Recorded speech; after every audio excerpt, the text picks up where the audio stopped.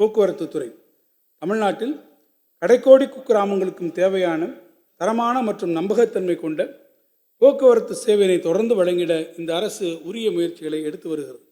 அதன் ஒரு பகுதியாக வரும் நிதியாண்டில் ஏற்கனவே அறிவித்துள்ளபடி 3000 புதிய பேருந்துகள் கொள்முதல் செய்திட 1031 கோடி ரூபாய் நிதி ஒதுக்கீடு செய்யப்பட்டுள்ளது. மேலும் பயன்பாட்டிற்கு உகந்த 750 பேருந்துகளை முற்றிலும் புதுப்பித்து இயக்குவதற்காக 120 கோடி ரூபாய் நிதி ஒதுக்கீடு செய்யப்பட்டுள்ளது.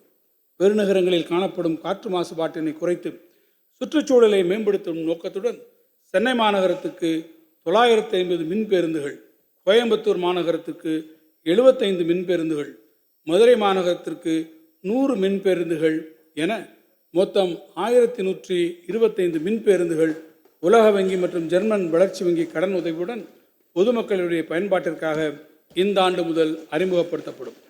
பெருகி வரும் நகரமயமாதலில் மிக முக்கியமான தேவையாக பேருந்து, புறநகர் ரயில்வே மற்றும் மெட்ரோ ரயில் போக்குவரத்து போன்ற பல்வேறு வசதிகளை ஒருங்கிணைக்கும் முனையங்கள் முக்கிய பங்காற்றுகின்றன.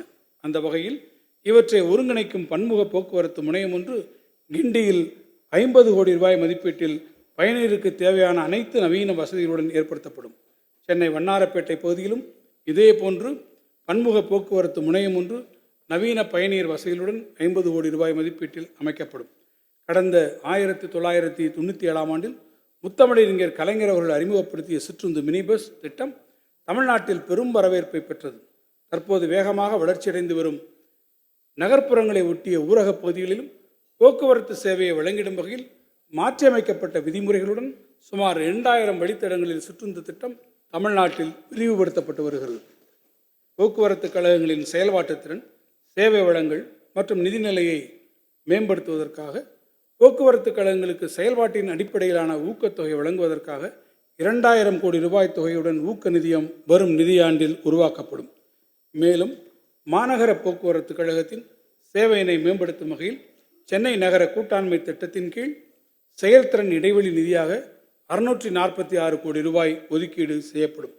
இந்த வரவு செலவு திட்டத்தில் மகளிர் விடியல் பயண திட்டத்திற்கான 3600 கோடி ரூபாய், மாணவர்களுக்கான பேருந்து கட்டண மானியத்திற்காக 1782 கோடி ரூபாய், டீசல் மானியத்திற்காக 1857 கோடி ரூபாய் நிதி ஒதுக்கீடு செய்யப்பட்டுள்ளது. இந்த வரவு செலவு திட்ட மதிப்பீடுகளில் போக்குவரத்து துறைக்கு 12,964 கோடி ரூபாய் நிதி ஒதுக்கீடு செய்யப்பட்டுள்ளது.